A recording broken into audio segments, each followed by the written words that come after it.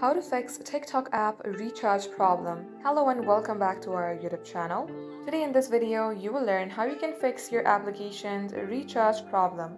Without any further delay, let us jump right into the process. Start by opening up your Play Store and at the top search bar, type in TikTok. You want to make sure that your application is updated to its latest version.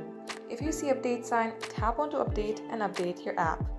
Now let's head over to our settings page, scroll below to apps, and search for TikTok. Now under this page, tap on storage and clear the cache.